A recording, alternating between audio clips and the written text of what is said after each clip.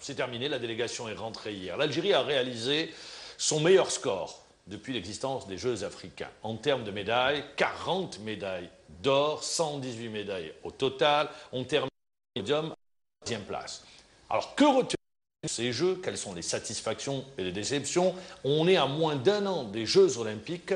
On va en parler avec le président du comité olympique algérien, M. Mustapha Berraf. Bonsoir. Bonsoir Maman, bonsoir Abdou. Et Abdou Serwani, journaliste à Planète Sport. Bonsoir Abdou Serwani. Bonsoir Maman. Président, vous avez passé un bel été. 5e place pour Bourada au championnat du monde. Les Jeux africains, l'Algérie réalise son meilleur score avec 40 médailles d'or. Et on va dire pourquoi son meilleur score de toute l'histoire des Jeux africains. Et je dis également un bel été parce que, tout simplement, il y a eu également le choix d'Oran comme ville devant accueillir les Jeux méditerranéens. Tout ce qu'on peut vous souhaiter, c'est que, en 2016, bis repetita, parce que ça viendra après les Jeux olympiques. Mais on n'en est pas encore là. Alors, tout d'abord, première réaction sur les Jeux africains. La délégation est rentrée hier. Vous faites beaucoup mieux qu'à Maputo. Nos athlètes ont fait beaucoup mieux qu'à Maputo, où on avait récolté 22 médailles d'or. Quelle interprétation donner à ce résultat à un an des Jeux olympiques? Bon, je ne voudrais pas avoir une réaction prématurée, mais disons que avant de faire une évaluation objective de la situation, je peux dire que la participation a été très honorable et assez satisfaisante dans l'ensemble. Bon, il y a eu quelques ratés qui sont dus le plus souvent à des réglages, à des problèmes tactiques et des problèmes de... Par exemple, s'il y a une discipline, vous dites des ratés, s'il y a une discipline qui vous a déçu, laquelle, en termes de résultats? Où vous attendiez des médailles et un pas eu? On attendait pas mal de médailles de l'athlétisme, du badminton, on attendait aussi un bon résultat du cyclisme. Et on s'attendait aussi à ce que le volley de plage nous apporte des satisfactions. Cela n'a pas été le cas, malheureusement, bien que le comportement n'est pas extrêmement décevant, il est juste satisfaisant. Ça veut dire qu'il va falloir bosser plus. Bon, la grosse déception, c'était l'haltérophilie, et j'espère que très rapidement, les choses vont être remises en ordre et qu'on revienne à la grande famille, dans la grande famille de l'haltérophilie, à de meilleurs résultats. Alors, les satisfactions, ça c'est les déceptions, les satisfactions, le volleyball avec cette médaille, la lutte, la médaille d'or. Le volleyball nous a gratifié d'une grande satisfaction. C'est l'équipe masculine qui a remporté la médaille d'or et je pense qu'elle a été...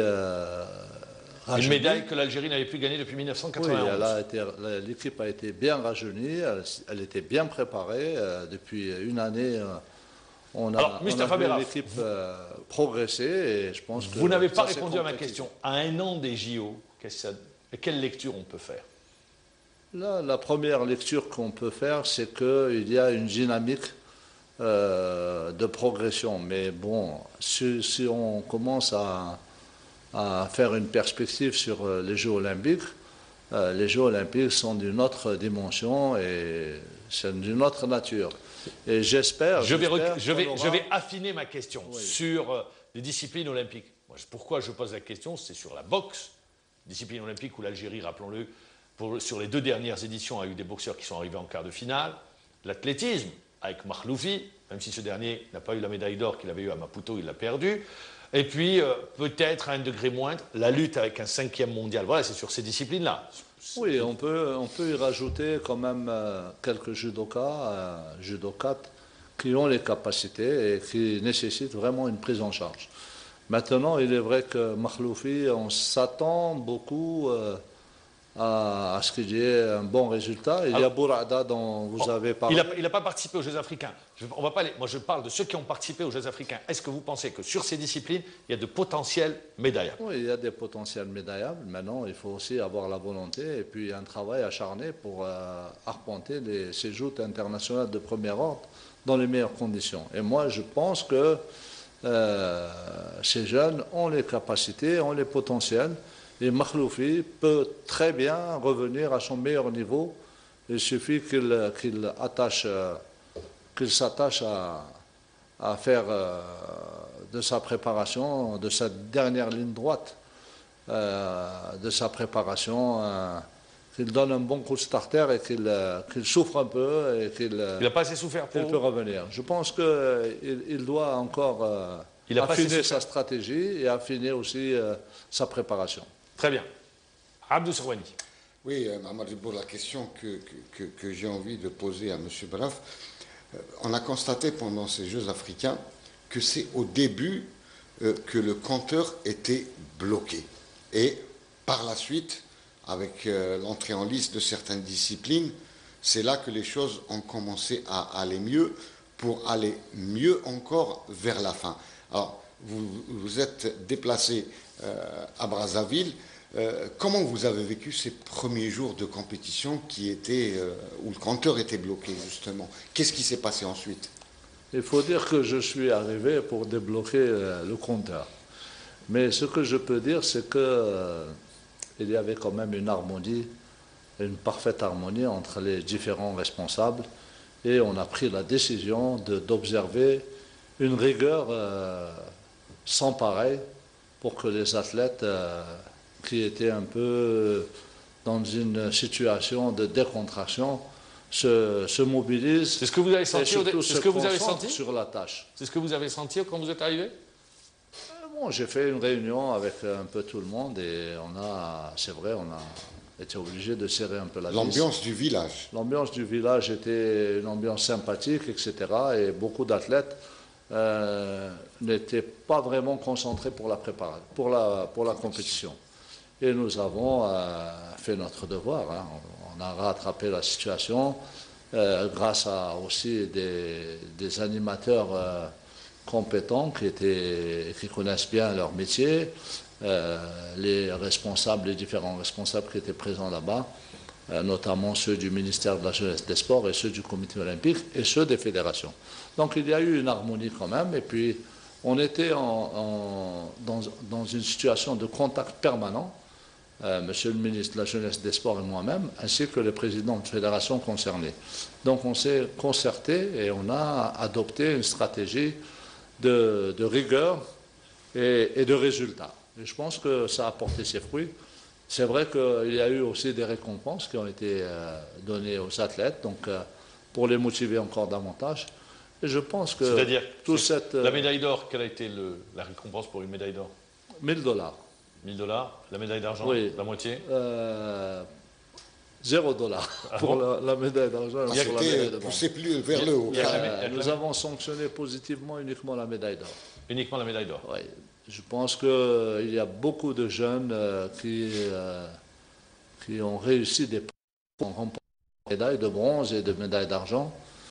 Des jeunes gens, la plupart d'entre eux, ce sont des juniors et des filles aussi qui ont remporté des médailles. Elles méritent beaucoup de choses et je pense qu'il y a un dispositif au niveau de l'État qui permet de récompenser. Très bien. Ça veut dire, au-delà, pour nous, il s'agissait de réussir un bon classement, un bon résultat. Au-delà du dispositif mis en place.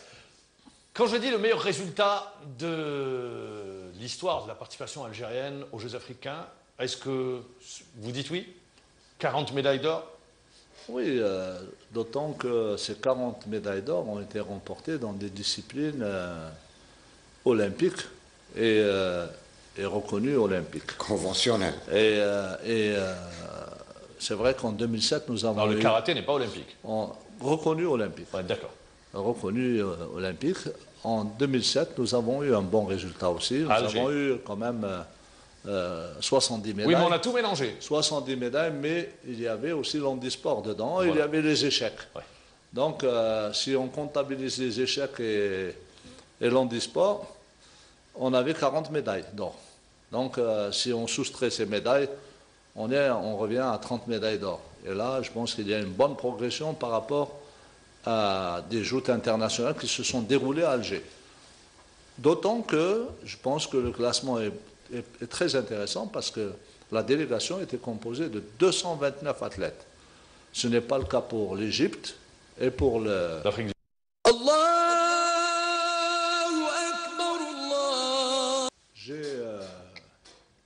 J'ai honnêtement pas d'objection à faire sur ce que vous dites et je pense la même chose que vous. Simplement, je pense qu'il y a honnêtement un problème de coordination qui s'est toujours posé. Et vous savez très bien que moi-même j'ai été au stade et j'ai vu dans quelles conditions s'entraînaient les athlètes. Mais je pense que aussi que toutes les fédérations doivent avoir leur base d'entraînement, que les centres de formation, c'est-à-dire directives prônées par M. le Président de la République il y a déjà 10 ans, doivent maintenant voir le jour et que chacun d'entre nous doit prendre ses responsabilités. J'estime honnêtement qu'il y a eu des défaillances, il faut le reconnaître. Mais aussi, quand on a la passion de ce qu'on fait, de ce qu'on veut, quand on aime son pays, quand on aime le sport, on doit défendre ses idées et on doit poser les problèmes. Or, très souvent, on a un peu éludé les questions importantes et je crois que je rejoins totalement votre point de vue. Il est temps de mettre tout ça sur la table. On en a parlé avec le nouveau ministre de la Jeunesse et des Sports, qui est conscient de la situation. Et on ne peut pas avoir des équipes nationales et des fédérations qui fonctionnent sans une base d'entraînement, sans un terrain qui leur a affecté, sans une salle qui leur a affecté. Quand vous prenez par exemple l'équipe nationale de handball, la deuxième discipline en sport co, qui n'a pas de centre d'entraînement. La boxe. La boxe, qui n'a pas. Mais le handball, et qui sont dans des hôtels qui ne conviennent pas pour les athlètes, vraiment bien loin pour permettre la concentration.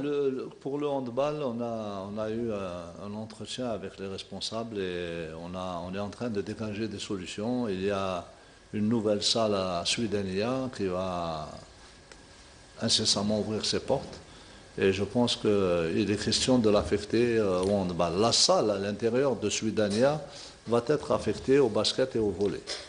Je pense quand que des athlètes potentiellement médaillables ont des problèmes sur ce même plateau, on avait reçu un entraîneur, l'entraîneur de Bourada, qui disait par exemple problème de perche, problème de matériel, technique, d'outils de travail non disponibles. Qu'est-ce que vous dites? Moi, je dis qu'il y a beaucoup de mauvaise foi. Parce que si une demande avait été adressée au comité olympique pour ramener des perches, on aurait dégagé le budget nécessaire pour ramener des perches. On a une coordination très étroite avec le ministère de la Jeunesse et des Sports. D'ailleurs, nous avons dégagé en Assemblée Générale, le comité olympique algérien a dégagé en Assemblée Générale une somme d'argent en devise pour toutes les fédérations sportives nationales pour acquérir des équipements spécifiques qui n'existent pas sur le marché algérien. Donc je pense qu'il y a quand même ou un laisser-aller ou de la mauvaise foi. Il faut aussi que les gens n'attendent pas à ce qu'on leur ramène ce dont ils ont besoin devant la porte de chez eux. Très bien, ça permet de répondre et justement d'apporter je vous le dis, précisions. Vous pouvez consulter, je peux vous donner le procès-verbal de la dernière Assemblée Générale qui s'est déroulée dans les locaux de Mobilis à Dal Beida. Et il y a une résolution qui prône l'octroi de 10 à 20 000 $ pour les fédérations, chaque fédération, afin de permettre à ces fédérations d'acquérir des équipements spécifiques, la perche, et qui n'existent pas en Algérie. Pourquoi ça n'existe pas en Algérie? Parce que peut-être ceux qui font du commerce considèrent que ce sont des choses qui ne rapportent pas assez. C'est du consommable. Donc, c'est du consommable. C'est le cas pour l'aviron. Oui. On a dégagé un budget pour ramener des pièces détachées et maintenant tous les bateaux sont fonctionnels. C'est le cas pour beaucoup de disciplines. Très bien, on l'a compris. Donc vous accompagnez les fédérations face aux difficultés rencontrées par les fédérations pour l'achat de matériel. Je continue avec vous, Monsieur le Président, pour revenir sur un aspect important. Vous dites pour les JO, le potentiel est là. Sur certaines disciplines, on est à 1 an, on a les athlètes potentiellement médaillables. Vous dites on va les accompagner. Je voudrais revenir également, parce que vous avez passé un bel été, sur l'un des gros succès, c'est Oran, ville méditerranéenne. Oui, c'est une... Mais vous avez travaillé d'arrache-pied. Pourquoi? Je sais que c'était un de vos gros dossiers. La diplomatie algérienne a travaillé. Vous également, vous avez mobilisé également l'ensemble du comité olympique et des fédérations, des personnalités pour, si vous me passez l'expression, C'est une image, faire du porte-à-porte et aller à la récolte des voix pour permettre à l'Algérie d'organiser les JM. On a tous participé. C'était vraiment une réussite collégiale. Et je suis très très fier d'avoir participé à ce grand challenge. J'étais L'adversaire, c'était les Tunisiens, la ville de Sfax. J'étais un peu surpris par la ténacité de nos frères tunisiens. Bon, même s'il y a eu quand même des conditions de... Entre Maghrébins, on n'a pas pu se mettre d'accord? Oui, entre Maghrébins, nous leur avons proposé un accord et je pense que malheureusement, ils avaient d'autres intentions. Et l'essentiel, c'est qu'il y a eu l'esprit sportif. Le meilleur a gagné. Oran avait des potentiels et est une ville magnifique. Elle a tous les moyens humains et les équipements et les infrastructures qu'il faut pour abriter les Jeux méditerranéens. On avait, nous, abrité les Jeux méditerranéens en 1975, alors que la Tunisie a abrité les Jeux méditerranéens 2 fois, 67 et 2001. Et donc, c'était, si on prend les règles de transition et les règles de fraternité, c'était autour de l'Algérie. Ils ont refusé le compromis, on a été vers le challenge et bien heureusement, l'Algérie a remporté ce challenge. Et il faut dire que le gouvernement et les autorités locales, le mouvement sportif dans son ensemble, n'ont ménagé aucun effort pour ce faire. Et il y a eu aussi cette touche particulière, c'est que le président a suivi de manière personnelle cette affaire. Très bien, eh bien on aura l'occasion de se retrouver. M. Beraf, c'est passé très rapidement. C'est moi. Parce que c'est une année des Jeux Olympiques, donc on fera des points durant la saison pour savoir où est-ce qu'on en est, notamment concernant la préparation des athlètes. Et je sais que vous accordez beaucoup d'importance pour que la préparation des athlètes se passe dans de bonnes conditions et que le moindre grain de sable soit retiré de la machine afin qu'ils puissent atteindre leur objectif. Merci. Merci. Merci Abdou Serwani, merci. Je vous dis bonne soirée. On se retrouve demain à la même heure. Au revoir.